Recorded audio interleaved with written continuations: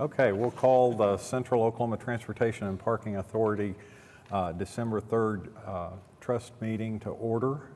There are no items from the chairman. Are there any citizens to be heard? Okay, no citizens. Then I'll move on to the approval of minutes. The minutes of the November 4th, 2021 special meeting of the Copta Transportation Committee. Is there a motion to approve?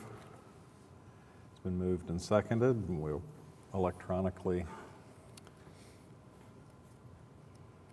vote.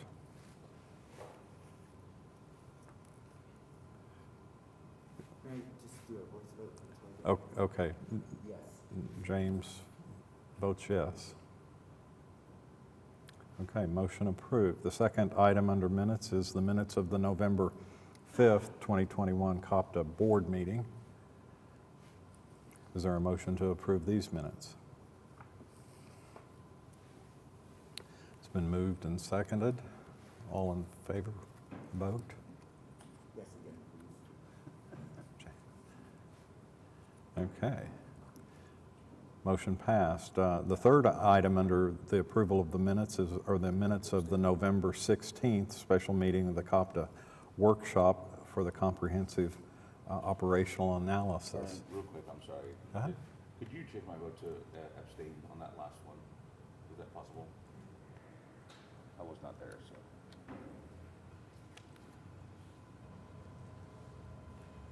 I'm sorry about that.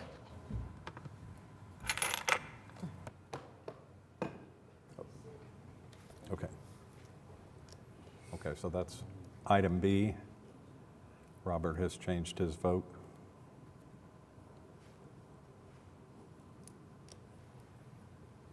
Motion passes. Now, did we move on to item C? Do we need to do that again? We did not vote on item C. Okay. Is there a motion to approve the minutes of the November 16th meeting?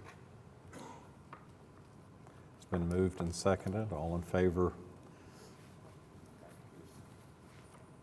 Who do we want? James? I'll say yes. James votes yes. Meg? Yes. Meg votes yes.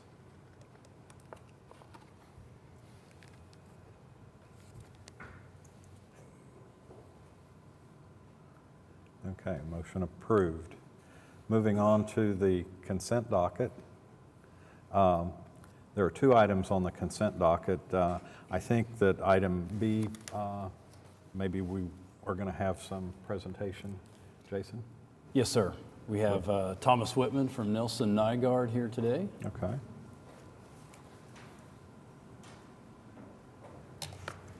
Good morning.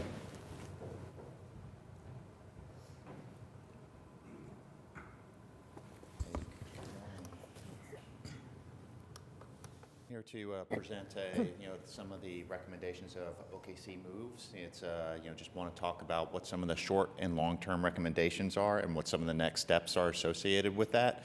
Some of you may have heard some of this during the workshop, but there were a couple of little things that we changed and added some details to make it a little bit clearer in terms of what those recommendations might be.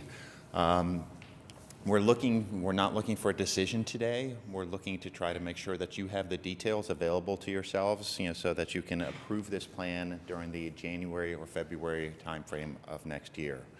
So I want to start off by saying, again, what is Okc Moves? What is the planning process?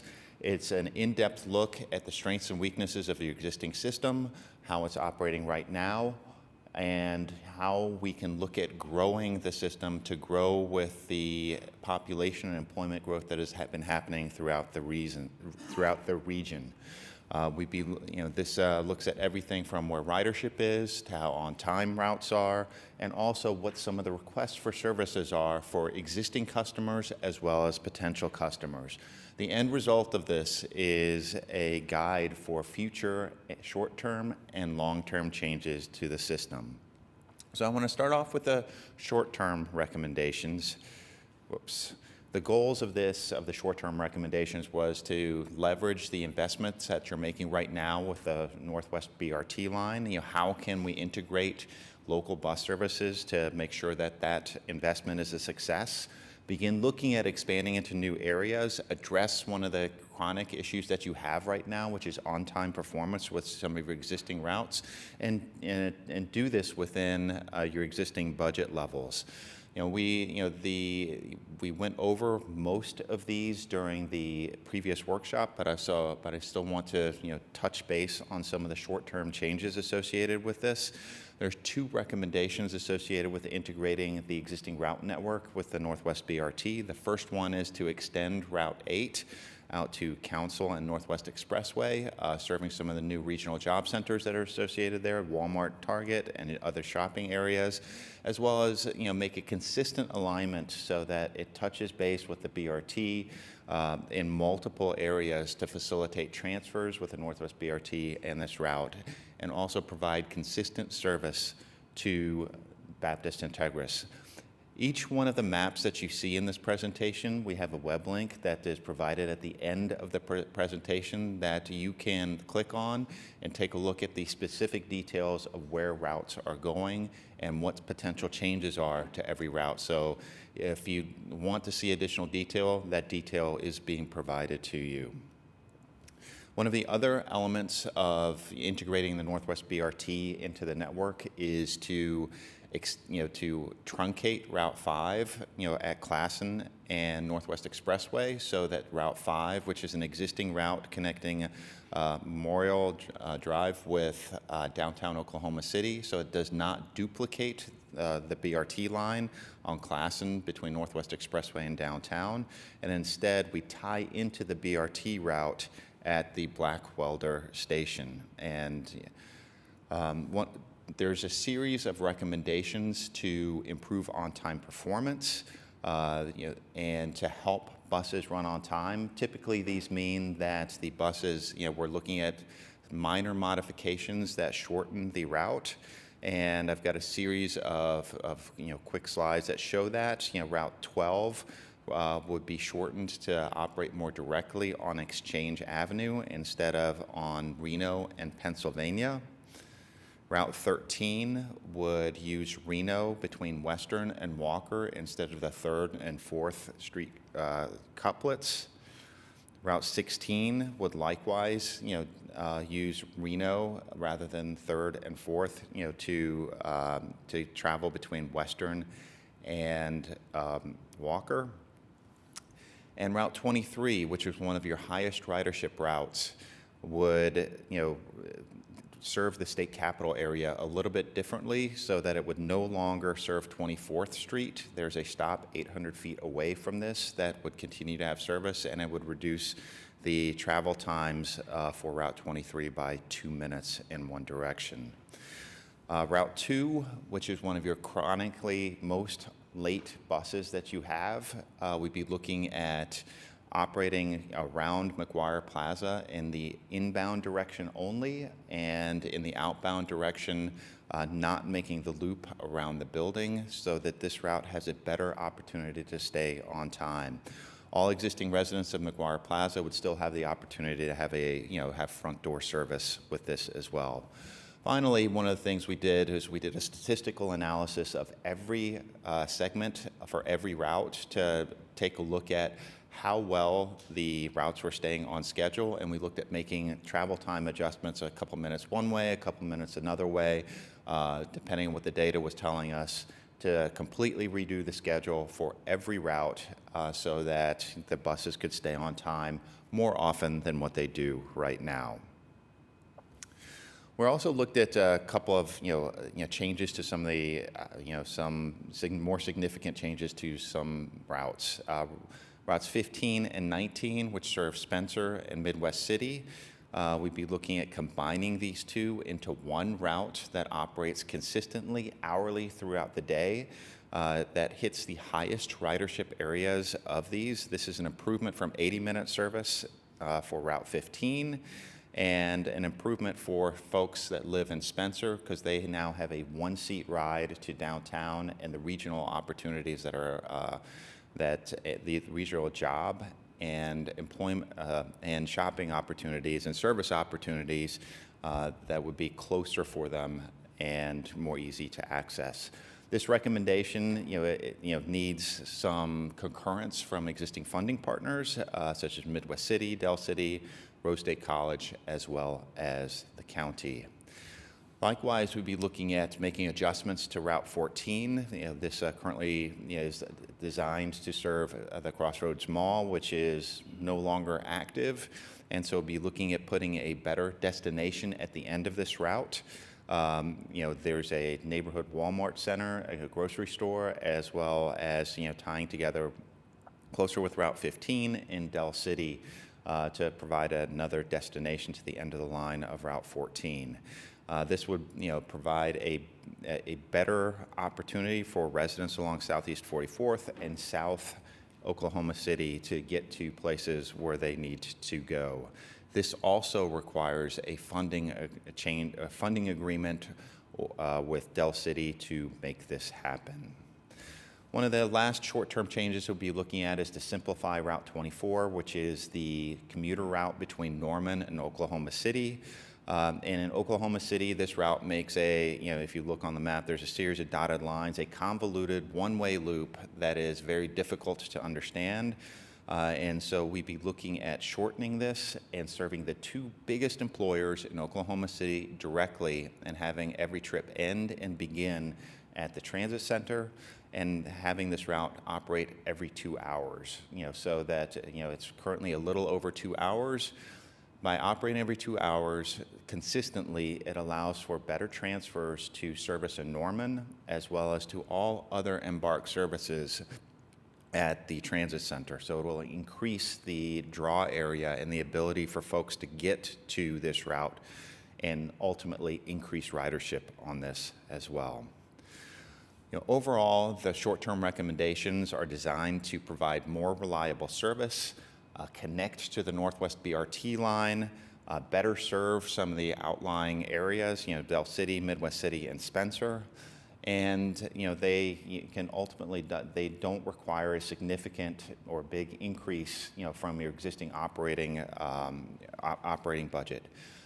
They do in areas where there are route extensions. There are new bus stops that will be required in order to make these happen, as well as potentially sidewalks associated with this, so that pedestrian access will complement the investments in fixed route services associated with that.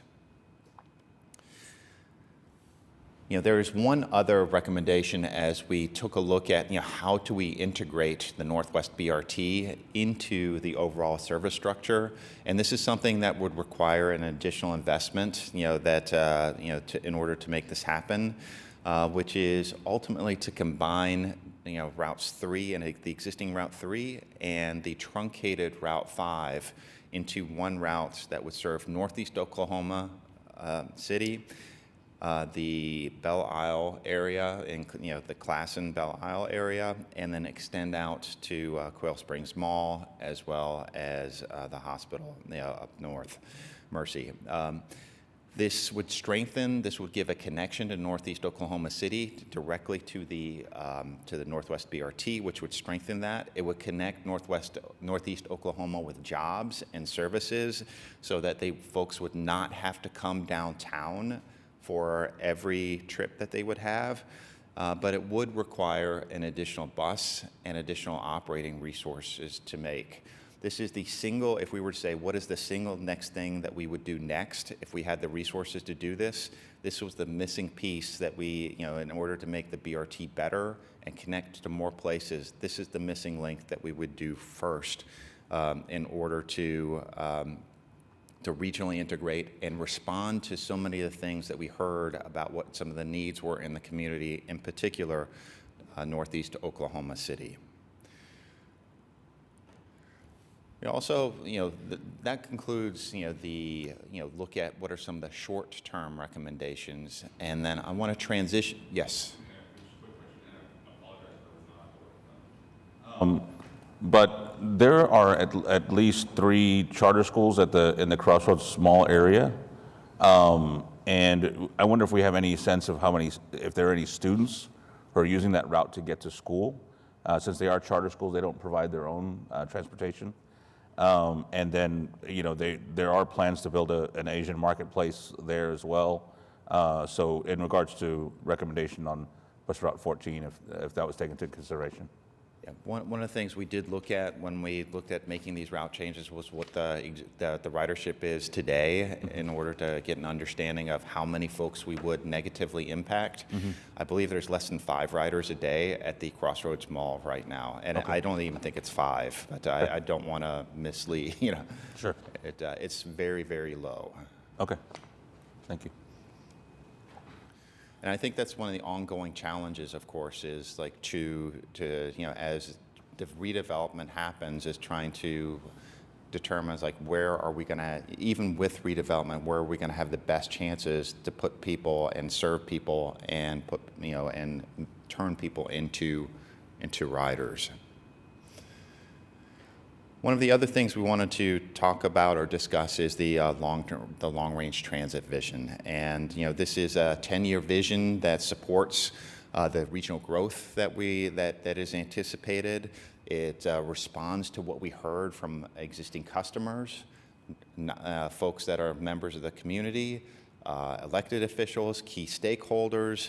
And says, here's where we could go. And these are cost constrained. What you see on this map is not something that we can do with our existing budget. It will require a lot of, it's a significant additional resources. And so this is also in no way a commitment for Embark to begin providing these services.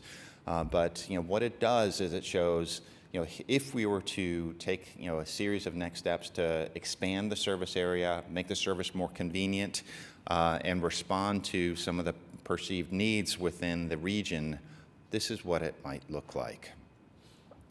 In essence, there's 7 different themes that we look to address here, which is, more permanently address some of the on-time performance challenges, begin looking at creating high-frequency corridors throughout the city, operate service later, operate at better service on weekends, respond to the multiple requests to say, we don't need to come downtown for every trip, have more direct service outside of downtown, and create new routes or route extensions to serve growing areas that don't have service right now.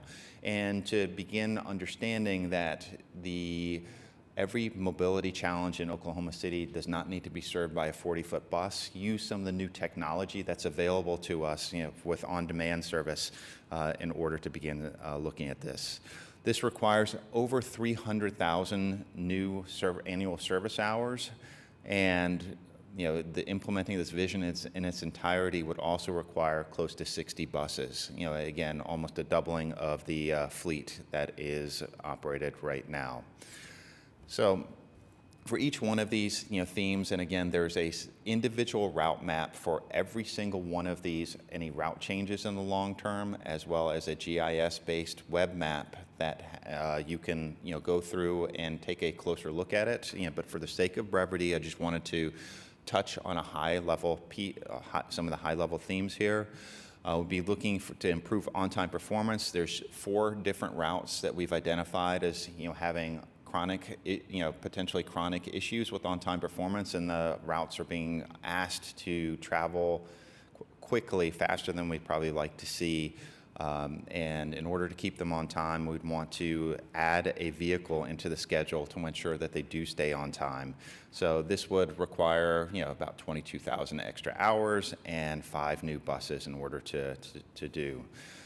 We also, as a result of looking at existing ridership as well as some of the future development patterns, we'd be looking at creating a high-frequency transit network, much like the Northwest BRT is looking to do at the beginning, is to create routes that operate frequently 7 days a week. And the 3 corridors, or 3 routes, Route 13, which is South Oklahoma City to downtown, Route 23, which is 23rd on the north side, and Route 38, which is 10th. We'll be looking at operating every 15 minutes, 7 days a week, and this would provide a level of convenience to existing and potential customers that is simply not there right now, and you know, begin extending the network of high quality service that the Northwest BRT is going to start. This would require approximately 65,000 annual hours and 17 new buses. One of the things we also heard repeatedly from our existing customers was that service doesn't operate late enough. I know, you know, steps have been taken to operate later service, but we'd be looking as a part of this recommendation to operate all routes till midnight, Monday through Saturday, and till 10 p.m. on Sunday. And you know, this would not require any additional vehicles, but it's a significant investment, would require approximately 39,000 hours of service. We're also looking to, you know, one of the other things we heard repeatedly as a part of our outreach process was, you know, improvements for weekend service. And so be looking at upgrading Saturday service to every 30 minutes on every route, you know, that is operating hourly right now. And with one exception, Route 15, would be looking at operating hourly throughout the day. This would require approximately 16,000 hours more than in order to make this improvement. And last, there's a series of new routes and new connections, or, you know, extensions of existing routes. One of the things that we heard, you know, as a consistent message was a connection to the airport and a connection to some of the warehouse distribution jobs at 44th and Council. So I'd be looking at creating a route that does something like that. We'd be looking at creating a route that a 44th Street crosstown on the south end, a Southeast 15th Street route, and a May Avenue crosstown that extends from the Quail Springs Mall all the way to OCCC and past OCCC to the Amazon Distribution Center on Portland. These changes are, you know, require a significant amount of investment, you know, 96,000 annual hours, as well as approximately 20 new buses. We also, you know, one of the other elements was extending existing routes to new destinations, you know, such as extending Route 18 from Northeast Oklahoma City to the Quail Springs Mall area, and some of the new shopping and employment areas that have opened up in that area, connecting Baptist Integris to the Reno hub, extending local service to Moore, and extending Route 16 in South Oklahoma City to a destination, the Walmart on Santa Fe. These improvements will require approximately 54,000 hours and 12 new buses. And last, we'd be looking at creating 3 on-demand zones. These are zones where a smaller vehicle could drop you off or pick you up. And you know, on demand, you would call for service or use an app-based service to request a ride, and a vehicle would come pick you up within a short amount of time.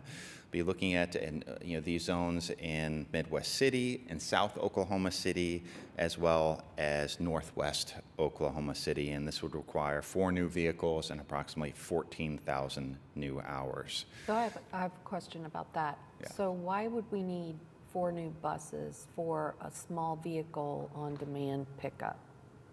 It's when I use the term buses, it's a smaller vehicle. It's you know, a cutaway, you know, Okay. and maybe I should have said you know, rather than saying it's not a full-size bus. Got it. But is a smaller, like 18-passenger, Okay, like thank you. or like one of your paratransit vehicles. And the on-demand zones just connect to the bus system, the regular fixed routes. You could either transfer to the regular fixed route, or if you had an origin and a destination within that zone, okay. it could take you to there. Okay, good. Be also looking at I'm sorry, Thomas, Yes. while you're paused there, just for the benefit of some of the trustees that were not in the workshop, or for anybody that's viewing, could you explain the annual hours? Like, we have a lot of 14,000 annual hours, Yeah. 96,000 annual hours, service hours versus regular hours. Yeah, an annual service hour is the amount of, if a bus is in service for 10 hours, if you have one vehicle out there, for 10 hours during the day, and you say, okay, it's 10 hours on a day times 254 for how many weekdays that is. So one bus out in service, for one day is about 2,500 hours, throughout the day. So if you have 10 buses, it's 25,000 hours a day. Or if you have 100 buses out there, it's 250,000 hours, annual service hours a day. And so, we're calculating this using service hours rather than a dollar amount, because there are some, first of all, it's a consistent number. And second of all, there are some changes, if you make an improvement during times when your base is open, it's one cost, but if you have to keep a base open or open a base such as service later on a Sunday or later on a Saturday, there's an additional cost associated with that because you have to pay maintenance, dispatcher, supervisors, and so forth. So there's a small nuance here, so we're staying high level with using annual service hours. But ultimately we're going to be looking at putting a dollar cost to each one of these as we put this into a final plan. Thank you. One of the other elements, with this service investments is secondary hubs. And right now you have, the downtown transit center as well as the Reno hub where you have, service coming together and, passengers waiting. We'd be looking at expanding this to investing in 5 different locations at the Quail Springs Mall, and in Del City, at the Santa Fe Walmart, at Occ, and also an investment in the Reno hub itself as it becomes an even more important focal point than what there is out there today. The costs of these secondary hubs can range anywhere from less than $500,000 just for enhanced shelters and lighting to something that if you had off-street parking as well as facilities for the operators or your customers, those costs could go up dramatically, and in terms of if you have to acquire land and actually build and maintain things, and it could range anywhere from $1 million to $5 million. It's site specific, but we wanted to give an idea of and not necessarily say here's specifically what we're looking at each one of these areas, but there's a range of capital improvements that would be necessary to implement this. One of the other elements that's associated with this supporting capital as well is that there is no way your existing maintenance base can support the number of buses that is shown here. So there would be a need to expand the maintenance base, and planning work for looking at what that might look like is underway. There'd be a significant number of bus stop and sidewalk improvements that would be necessary in any area where service would be expanded to. Your complementary Americans with Disabilities Act paratransit service would need to expand as well. The service area doesn't necessarily expand that much, but from a temporal perspective, if you're operating fixed route service later into the evening, the paratransit service would need to expand with that as well. There's a series of service expansions into the Village, Moore, Del City, Midwest City that will require the agreements with them, a cost-sharing agreement in order to make these happen. And lastly, there's a series of technology investments that would also likely be necessary, to improve, information to our customers, as well as, allowing buses to operate more effectively. So, these different buckets of improvements, as a part of our public outreach process, we asked, how do folks support that? The level of support for increased frequency, improving on-time performance, later service, and improved weekend service were the biggest things that our existing customers responded to. Serving new areas and on-demand services, were seen as less important. in terms of, from our existing customer perspective. Improving frequency is going to give you the biggest bang for the buck in terms of, how do we increase ridership from a system perspective, but it's also one of the most expensive, and it requires, the base to be expanded before this could happen. So there's a series of, still questions from a prioritization perspective of looking at what can we do today, what can we do within our existing base framework, and how do we look to the future in terms of what additional investments would need to be made. One of the last things I want to touch base on is just, how does both the short-term recommendations and the long-term recommendations compare to existing service metrics in terms of population served, in terms of low-income population served, the number of jobs that are served, as well as how many additional revenue hours would be required and additional buses would be required.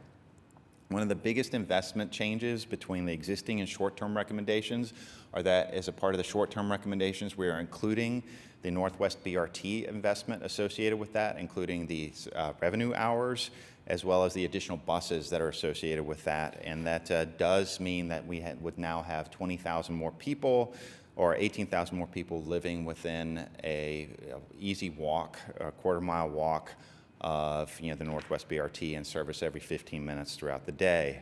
The long-term recommendations would would quadruple that to almost 80,000 residents, but would also require an additional investment.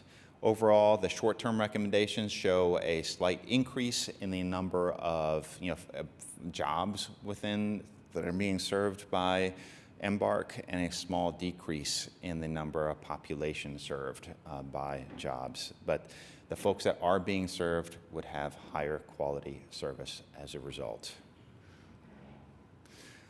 As I mentioned earlier, for each one of the short and long-term recommendations, there's a web map. It's a GIS map that will allow you to turn on and off any individual route to show where is it today, what does it look like in the short-term recommendations, what does it look like in the long-term recommendations.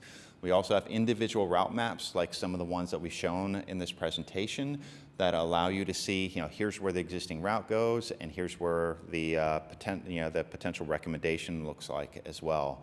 And there we have it's a 20-page write-up of every single one of the potential route changes in terms of what the change is and what some of the potential benefits are associated with that. Like, why are we looking at doing that? So unless there's any questions, I want to talk about where do we go from here. We're going to be summarizing these elements into a draft final report that will be completed in the next several weeks. That will take a look at, what is the market for transit? What do customers tell us? What do non-customers tell us? How's the existing service operating? And the short and long range recommendations, supporting capital, what is the supporting capital infrastructure that we need, and ultimately an implementation plan that says, here's how we would take the next steps toward implementing the vision. We'll be looking for approval of the plan in the January or February 22 timeline. That concludes the formal presentation, and if there's any questions, be more than happy to answer them. Are there any questions for Thomas? Thank you for the presentation, and thank you for such detailed maps with the street names. It was easy to follow in that regard. A few follow-up questions. First, the proposed western route, I believe is it Route 3 that would go north from Classen, where the BRT is, excuse me, and then head north to Hefner Road. Is that about right? For Route 5? Route 5, yeah. So I noticed it turned at Hefner over west to Pennsylvania and then continues north. And while Pennsylvania is definitely a corridor with jobs and retail and housing, I keep thinking about a resident who has reached out to me for the last 2.5 years, arguably even before my time on council, about connectivity to Costco. And so by turning west at Hefner to Pennsylvania, we missed that next, yeah, there we go. We missed that next connection there from Western up to Memorial, which I believe, I've never been to Costco. I don't own stock in Costco. This is not like me being like, Costco. I just know that this young man works at Costco, but lives in our ward, right? Like in Ward 2, when I say our. Yeah. So I'm wondering if we can take into consideration, again, the worker, right? And the person who might need that connectivity to groceries up there. Not my grocery store, but it seems to be one that people like. So I don't know what thoughts you had on that. Yeah, there's certainly, the consideration of the area that has the Costco. There's a Target up there as well that is, it's new destinations up there. And, we looked at various options to, in this case, this is Route 5 shown on the map right now. Even with a connection with Route 3, which is one of the other short-term recommendations, it became very difficult to serve a series of, there's too many destinations up there to have one route ultimately serve that effectively, which is one of the reasons we looked at in the long-term recommendations to extend Route 18 up there as well to provide access to that, to the Costco, Target, that new growth area that is just south of Memorial that is happening. Certainly recognize that it is important, and but I felt that we'd be trying to stretch in one route a little bit too far if we tried to do everything with that route in that area. So 18 would continue up? On The long term.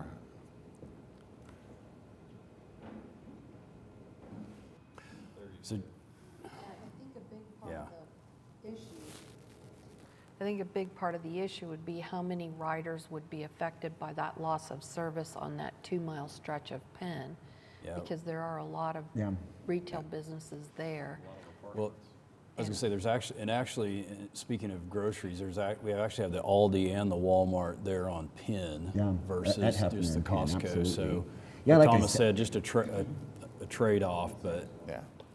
Yeah, like I said, this is no shade to Pennsylvania, great street. It's just great state, I hear too. But just, yeah, I think trying to service both. So right here, looking at 18th, and I think it was just harder for me because then when I don't see the street names here, then I have to start using some imagination. But see what I'm saying? But then right there, so where's it turning? Is it into that Highland neighborhood past Yeah, by 122nd? track 30. Okay. Okay. Transfer. Okay, that's helpful. That's helpful. Okay. Okay, so then take that, Costco and Target. And then, in a good way, by the way. Next questions are frequency. I'm so excited about the recommendations of some of the routes becoming that 15-minute frequency.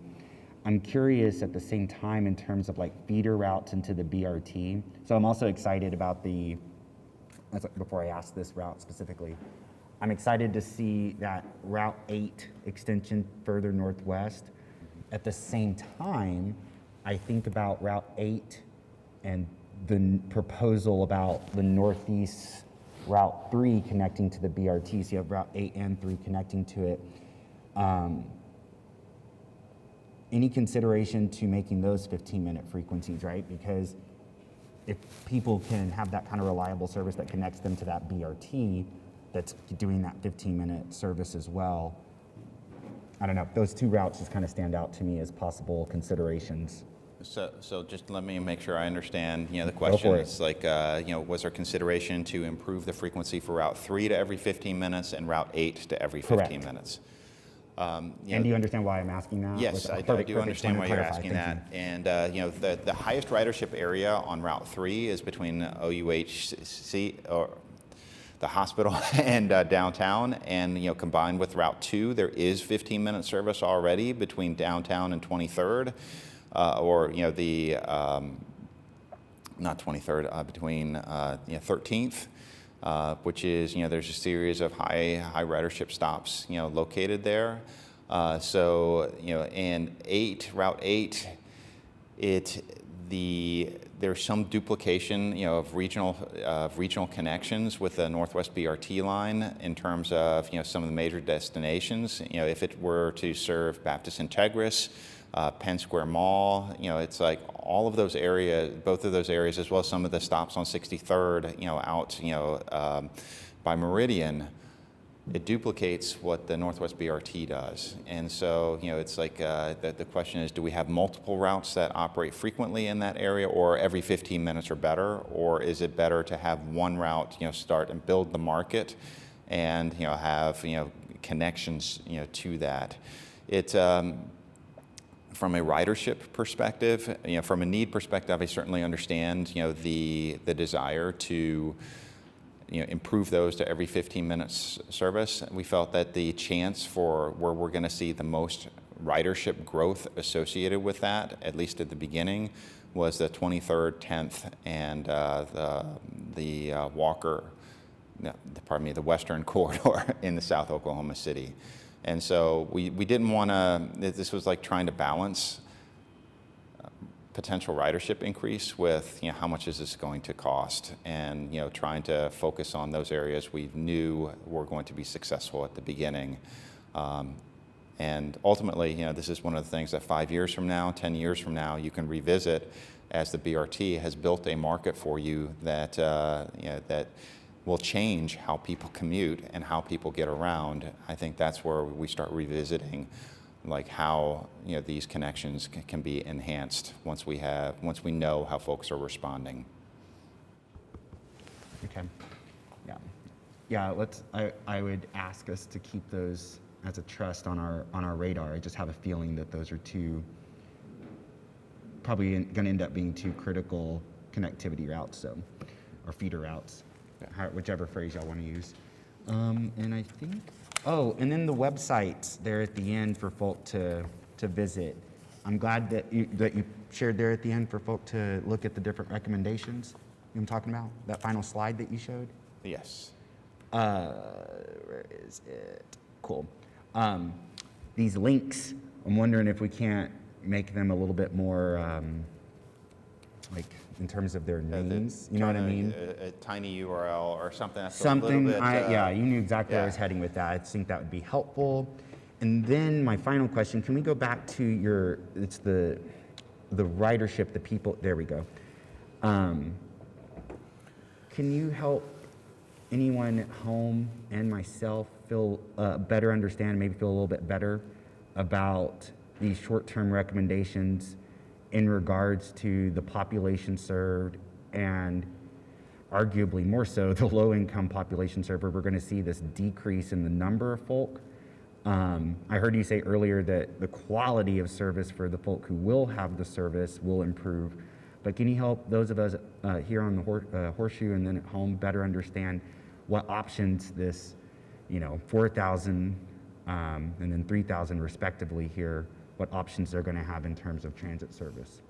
Yeah, the primary locations where these changes are taking place are in Midwest City, and to a lesser extent, around the Crossroads Mall, in that area. It's not necessarily the population density is not great in those areas, but there are definitely little clusters of high need or lower income folks that live there. So this was a trade-off of are people willing, and it's an open question that we deal with in transit planning repeatedly. Right now, many of the folks that are being said that are being quote unquote served have a bus that comes every 80 minutes throughout the day, which is not very good service, and especially if you need to transfer anywhere, it makes transfers very difficult to get anywhere else regionally. And so the trade-off here is we're going to ask folks, basically we are asking folks as a result of this proposal to say you're going to need to walk a little bit further in order to get to a bus stop, but that bus will come more frequently in Midwest City than what it does right now. So that's where the predominant number of these low-income households are. I thought that was my final question, but now that you said the walking part, how's Midwest City doing specifically and where we're going to be asking those folk to walk? They got some sidewalks there? We're assuming that, for the purposes of what is within walking distance is a quarter mile. Okay. And so we'll be asking folks to walk further than a quarter mile associated with this. And in terms of when we look at this from the population, that is, I believe it's like 1.5% of your existing riders would be negatively impacted by this.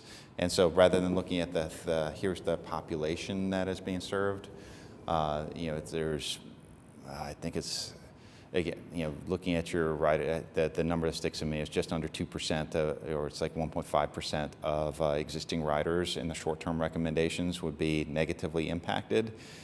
And the trade-off is, or they need to walk further to service. With the improvements that we show in the short-term recommendations, generate higher ridership than those riders that would be negatively impacted. I am very sure that would happen. That we get more ridership as a result of that. So it is. We are asking, a little over 100 riders to walk, existing passengers to walk further to service as a result of these recommendations.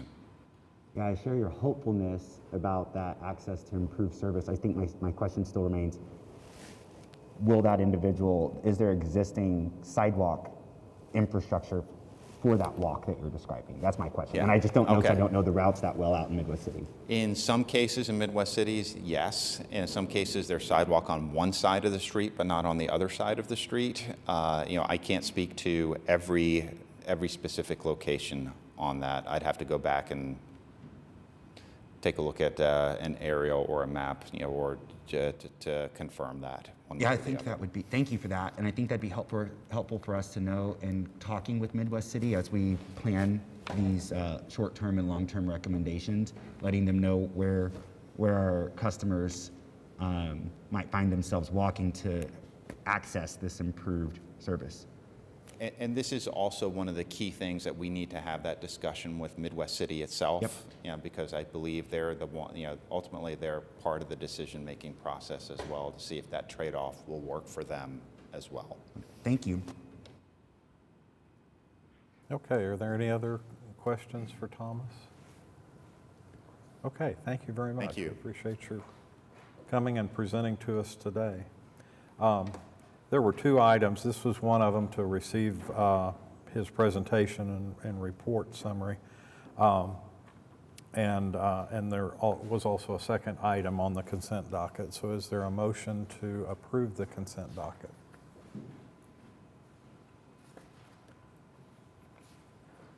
It's been moved and seconded. Some people have a screen. Oh, okay, let's go back to here. Yes, okay. Motion passes. Moving on to items for individual consideration. Item A has been stricken because the cost estimates apparently needed to be revised. And so moving on to item B is a request for proposals for Copta's computer-aided dispatch, automated vehicle location system, automated vehicle announcement system, automated people counter system for buses on our bus rapid transit project and other vehicles. Jason? Yes, sir. Thanks for letting me make a few comments on this. So the request for proposal that we're looking to issue would basically request that vendors propose on technology that the trust is already pretty familiar with, right? We have these automated passenger counters on our streetcars and our buses. We have AVL and GPS technology on our fixed route system. What we're looking to accomplish through this RFP is really go out to the marketplace and see what has changed, what has improved in these type of technologies since we implemented our existing technology years ago. And so the idea is really to kind of go out to the market, see what the latest and greatest is, if you will, put that on the BRT system, So it will be a separate system, if you will, than the one we're currently managing, with the idea that we can learn and improve from that BRT, and then hopefully and ideally transition that technology eventually over to the fixed route system that we're currently using. So I know that staff and our operations folks are really looking forward to trying some new technology in terms of helping us manage our buses. And with approval of this item, we'll issue the RFP. We'll advertise in the coming weeks, and then if all falls into place, looking to award a contract in May. I should say estimated cost on this is about $350,000. Right now we have an estimated annual cost of $15,000, which is just licensing in particular and maintenance that comes with these type of programs. If we expand eventually to the larger system, those annual costs could increase, but this is what we're looking at this point in time. I know that last month at the APTA Expo, the staff and Laura and myself got to see some of the systems that are operated and are available out there, and I think they offer some new technology that we don't currently have, and it's an exciting thing. Are there any questions?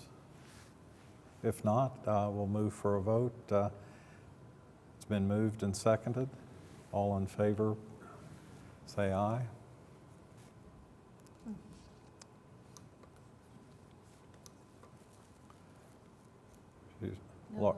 Laura has lost her voting screen. I vote yes. So you want to orally vote? I do. I vote yes. Okay. I had it there a minute ago. Okay, motion passes. Moving on to item C is a resolution authorizing the execution of the changes in the agreement between the Amalgamated Transit Union Local 993 and Copta for all operators, facilities, and maintenance staff. Jason. Yes, sir. So as the trust is aware, we are in the third year of our current collective bargaining agreement with the ATU. And for the third year of this current contract, we, the ATU and Copta, negotiated essentially wages and pension section of the current contract. And through those negotiations, we were able to come to agreement on what you have laid out in this memo, which is essentially taking increasing the base pay for each of our represented positions by $1.50 hourly. That's consistent with the premium pay that our employees in those classifications have been receiving really for about the last year and a half. So we've rolled that in. That was a temporary pay that we've now rolled in and made permanent, and then added basically a 3% cost of living on top of that. So with approval of this agreement, we're looking at an estimated annual cost for those increases of about $955,000.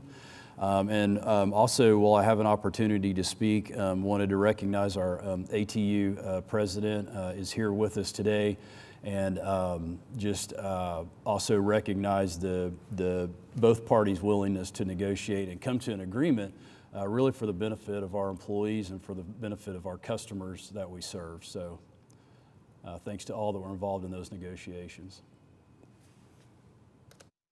All right, is there any questions for Jason on this item? If not, is there a motion to, there's a motion and a second. All in favor, vote electronically. Motion passes.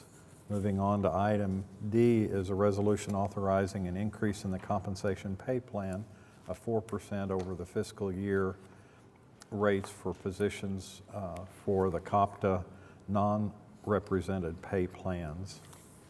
Jason? Right, so kind of a companion item here to our pay plan increases.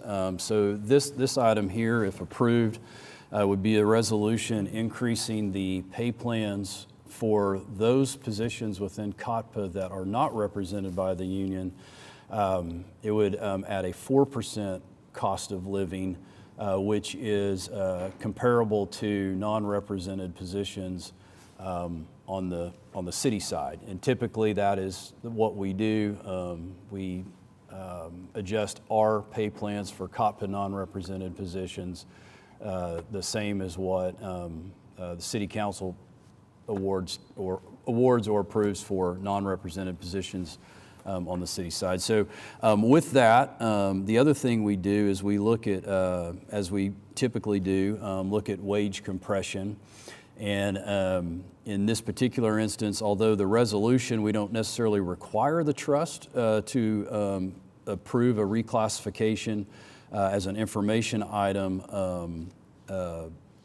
supervisors that are directly supervising frontline staff will be basically reclassified on their position, increasing their pay grade, if you will, by 1 grade. So it's 2 parts. It's a 4% across the board cost of living. Frontline supervisors also receiving an increase of 1 pay grade. Estimated cost on this, I believe it's about $180,000. I jumped past it. 197. 109. Okay, thank you.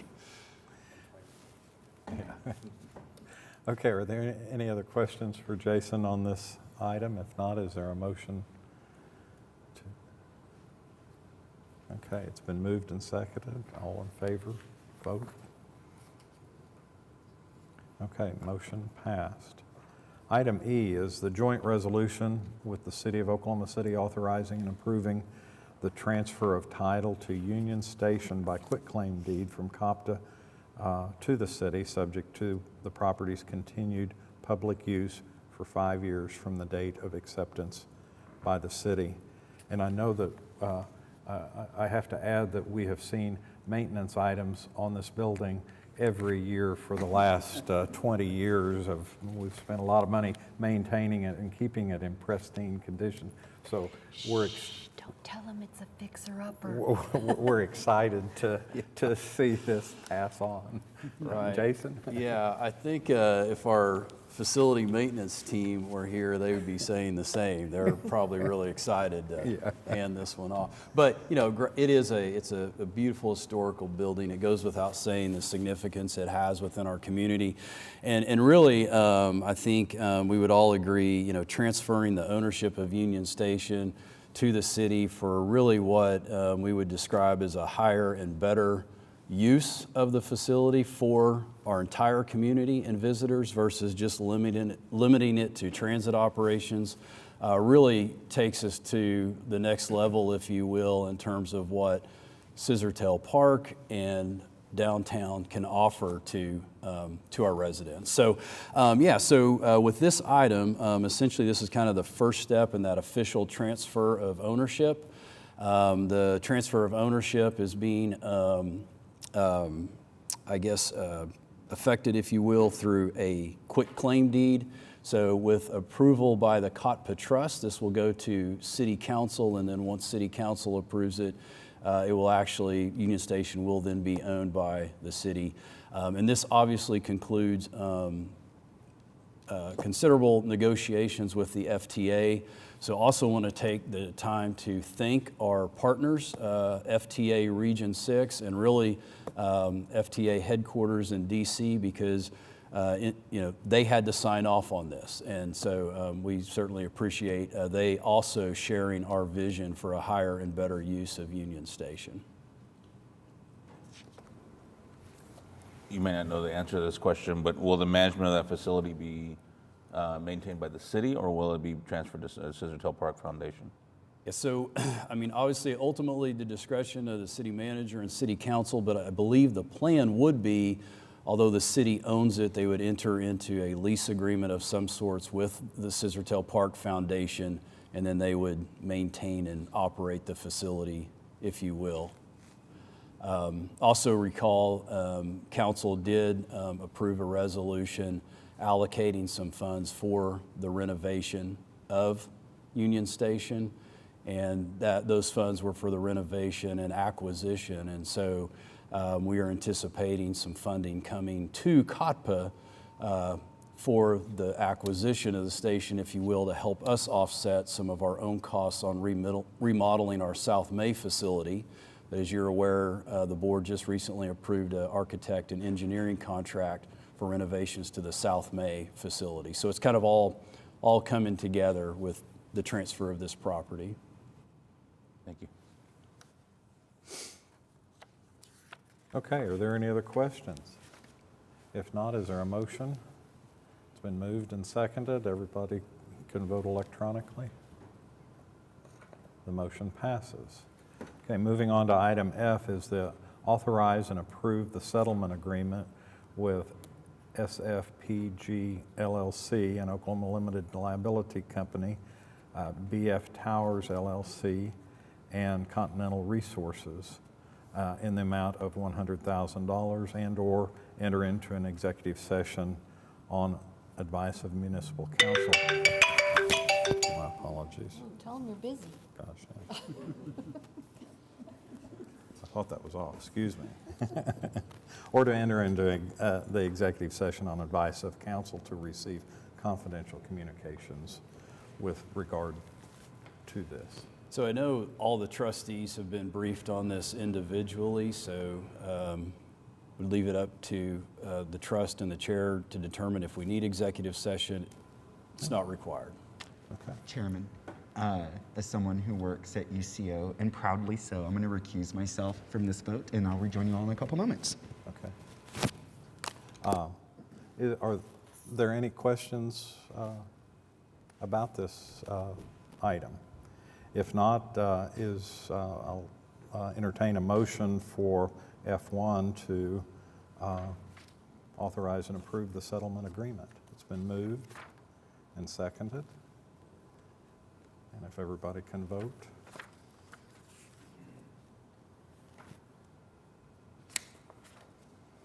Okay, motion passes. Okay, moving on to ratification of claims and payroll for November 2nd through November 30th. Are there any questions by any of the trustees? So it's been moved by Robert and seconded. And please vote electronically. Motion passes. Moving on to our financial reports for revenues and expenditures, budget to actual for the month ending October 31st, I guess. It says 21st, 2021.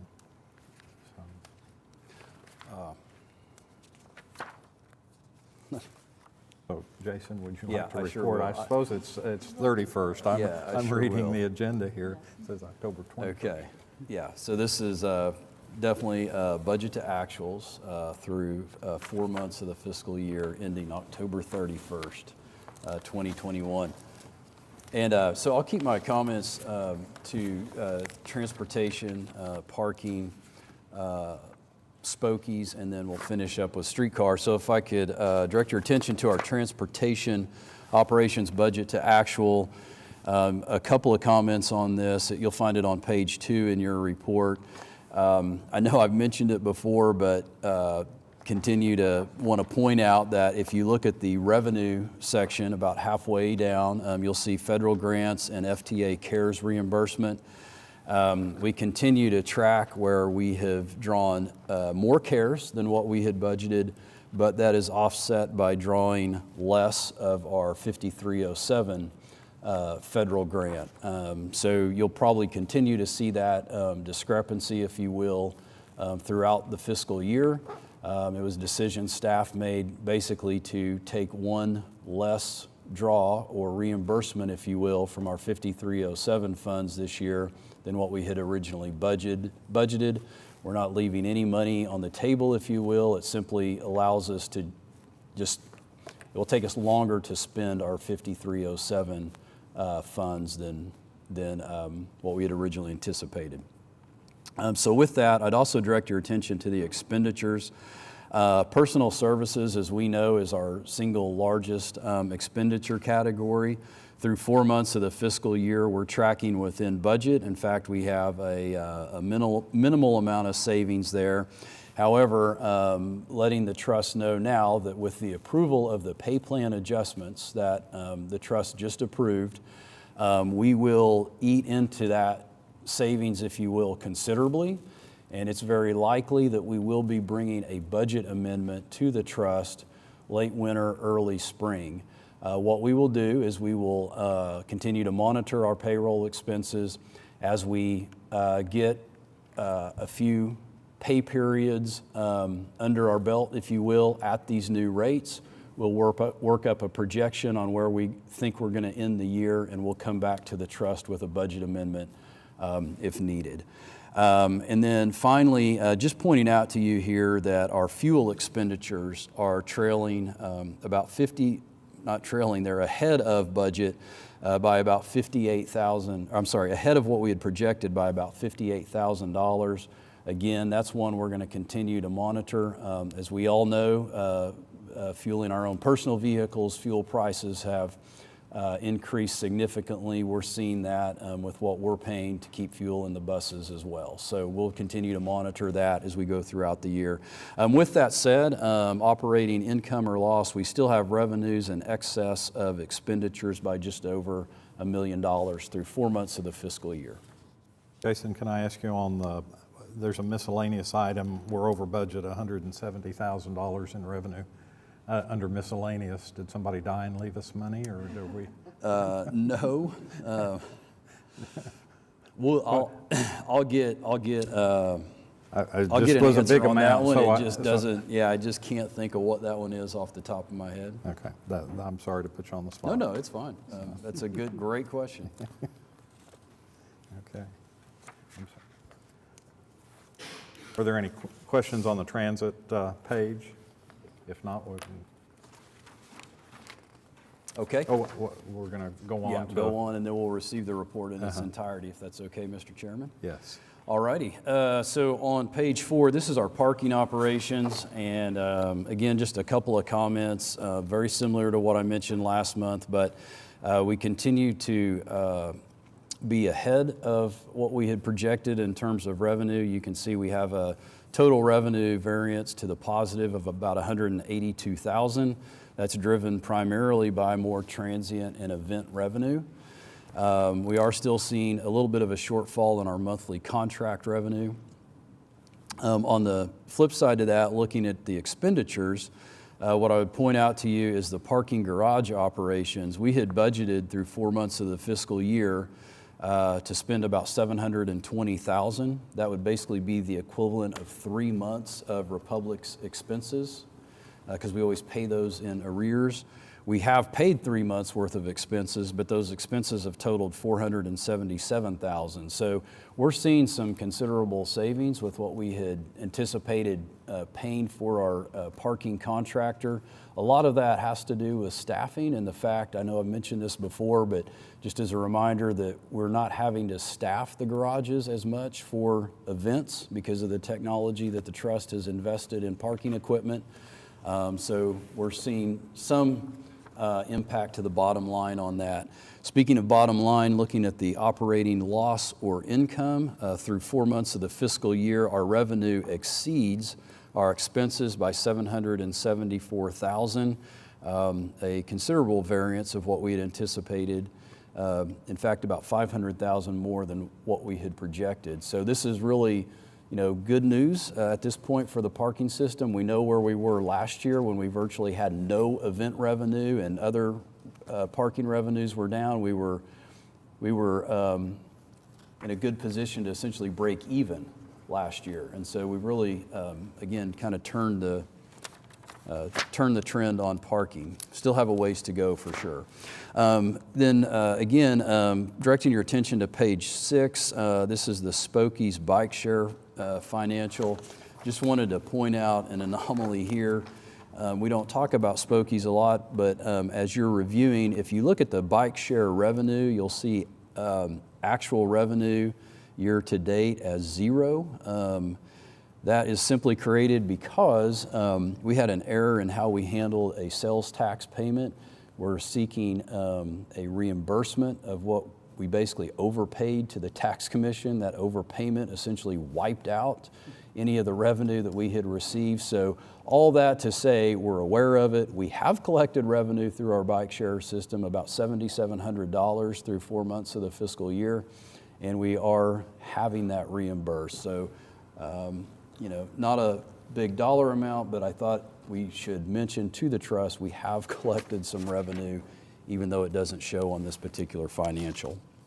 And then finally, wrapping up our discussion on streetcar operations, really I would just, for brevity, just let you know that we are current with our payments to Herzog for our transit service or streetcar service that they provide. With that said, our revenues are in excess of our expenditures by about $408,000 through 4 months of the fiscal year. That's about $75,000 more than what we had projected. We know as we go through the year, particularly as spare parts continue to be an expense item for us, we will use that surplus. Happy to answer any questions. Anybody have any questions on our financials? If not, would there be a motion to receive our financial reports? It's been moved and seconded. If everybody could vote electronically, that would be great. Good, motion passes. Okay, our program reports, there are none scheduled. They're in your packets, so is there a motion to receive our program reports? It's been moved and seconded. If everybody could vote electronically. Motion passes. Items from the trustee. Meg, Robert, Laura? I do. So this being the last meeting of our calendar year and our bargaining unit and employee agreements being approved on the agenda today, I just wanted to say it's been a long, almost 2 years now of dealing with the pandemic and the effects of it. And I just want to commend our employees in the trust very much.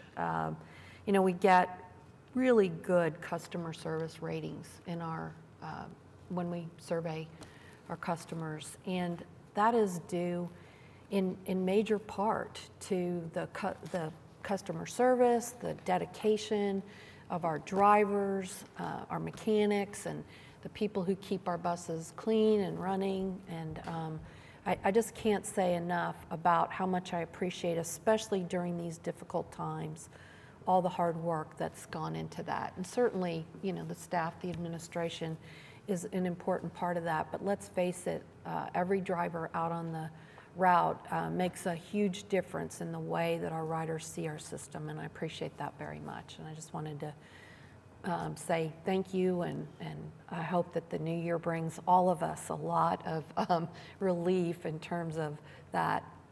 I noticed in our program reports that our ridership is coming back up. It's still not where we were, but I think that our residents have faith in our transit system, and I can't say enough about how much I appreciate our workers in providing that trust. So, and with that, Merry Christmas, Happy New Year, and better times ahead, hopefully. Great remarks, thank you. James, would you have any comments?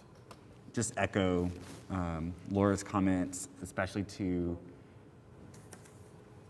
anyone who works with Embark. Just thank you to fellow trustees. Thank you. I just read a study yesterday of young folk who overwhelmingly just feel overwhelmed with their mental health needs.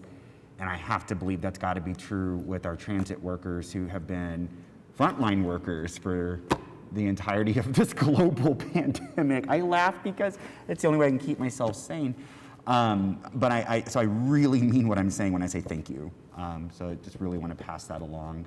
And having just come back from Austin, Texas, visiting my best friend of the last quarter century, which is also a weird thing to say aloud, it made me realize how thankful I am for the improvements Embark has made over the last decade. I mean, when you go to another city and you see and experience their service, and you start comparing service, yeah, I just think we've come a long way. I talk to people who are excited about where we're going. So, you know, just kind of put things in perspective. So as we move into a new year, I hope that we all take some time to reflect and, what did you say, better times? Is that what you said, something? Well, from your lips to the Lord's ears, so thank you. Okay. Steve? Jason? Yes, sir. So follow up on the question about the miscellaneous revenue on the transportation financial. So that overage that we see is actually our CNG tax credit. And so I can't remember if we've mentioned that before or not. I know I've shared that with some of you. Want to thank our finance staff for being attentive and providing that response right away.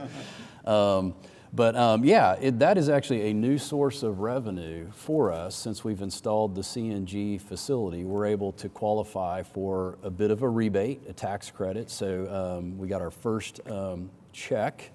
It was in the neighborhood of $125,000, $130,000. Not often that we get to talk about new revenue sources for transit, so I'm very thankful you asked the question. So it'll be ongoing? Yeah, it'll be this is one of those that it is ongoing each year pending that it's approved at the federal level to continue. Yeah, so it's kind of a year to year, but history shows us transit agencies have been able to qualify consecutive years for it. Good, that's exciting, especially with fuel prices going up. That's right. Okay, if there's nothing else for the trust, then